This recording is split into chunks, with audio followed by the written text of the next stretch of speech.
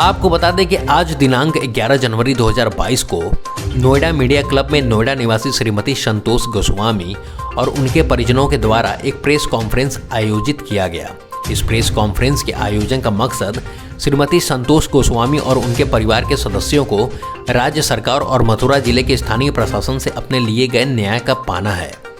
श्रीमती संतोष गोस्वामी के अनुसार उनकी शादी मथुरा जिले के वृंदावन निवासी विपुल गोस्वामी के साथ हुई है, जिनकी मृत्यु के बाद उनके पति के बड़े भाई मृदल कृष्ण गोस्वामी ने उनके पति के जायदाद वाले हिस्से पर अपना हक जमाना शुरू कर दिया और बेसहारा संतोष गोस्वामी और उनके बच्चों को मजबूर कर दिया कि वह लोग वृंदावन छोड़कर अपने मायके वालों के साथ नोएडा या दिल्ली जाकर रहें। इसी बीच संतोष गोस्वामी ने जब वृंदावन जाकर अपने स्वर्गवासी पति के पुश्तैनी मकान में रहकर अपना जीवन यापन शुरू कर दिया, तब उनके जेठ मृदल गोस्वामी, जो कि एक प्रसिद्ध भागवत कथा प्रवक्ता हैं, उन्होंने अपने गुंडों से उसे धमकाकर वहां से भगा दिया। श्रीमती संतोष गोस्वामी ने दिल्ली पुलिस एवं मथुरा पुलिस में कथाकार मृदल गोस्वामी के खिलाफ शिकायत भी दर्ज करवाई है, लेकिन उनके प्रभावशाली जेठ ने अपने तिकड़म से कोई कार्रवाई नहीं होने दिया। विडो हो गई थी, उसके बाद भी हमारे साथ भी सेम चीजें शुरू हो गई थी। परिवार के साथ भी सब करना शुरू कर दिया। मेरे ताऊजी एवं ताईजी विभिन्न प्रकार से झूठे मुकदमे बनाने और संयुक्त घर में गार्ड के रूप में गुंडे बैठा दिए और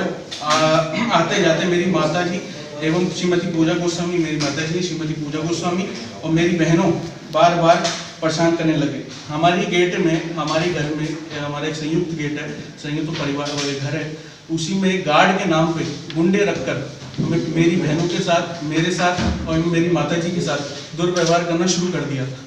एक अपना एक मतलब मैं कहूँगा जो उनका नाम है, जो उनका फेम है, बड़ा ही वैसे तो कथावाचक है, उसमें फेम है, पर वो प्रेशर बनाना उन्होंने शुरू कर दिया था दबाव के लिए कि मेरे आगे कोई बोलेगा नहीं और जो मैं चाहूँगा वो चीज़ शुरू होगी। हमारे घर में बैठकर ही शराब पीते थे और उसके बाद परिवार की माँ बहनों, मेरे परिवार की माँ बहनों के साथ अभद्र और अश्लील हरकत करते, ये सब मेरे ताऊजी और ताईजी के आदेश अनुसार ही कर देते।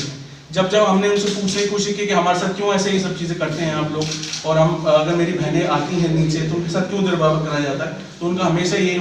बोला जाता था कि ये हमारे गुरुजी का आदेश है, ये गुरुजी ने हमको बोला करने के लिए, और हमारे उनका आदेश है, मृदुल जी का आदेश है, तुम लोग यहाँ से छोड़ के चले जाओ। मतलब हमको भी एक तरह से प्रेशराइज किया जा रहा था कि तुम यहाँ से चले जाओ छोड़ के, जो कि मैं आपको सही बताऊँ तो लोकल के जितने भी जहाँ पर लोग जो रहते हैं उन सबको ये चीज़ पता है।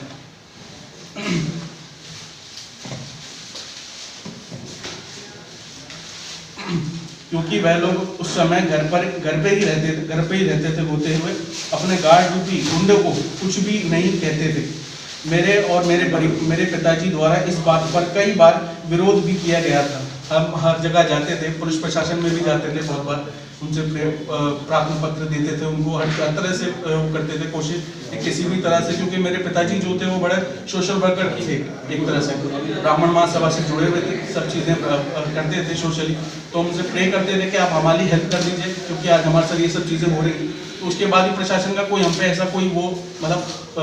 इतनी हेल्प होती नहीं थी। क्यों? क्योंकि इसकी वजह से, क्योंकि जो मेरे ताऊजी का नाम है, जिस तरह से भी नाम है, उनकी प्रेशराइज के, उनके पैसों के दम पे, उनकी पावर के दम पे, इसी वजह से केवल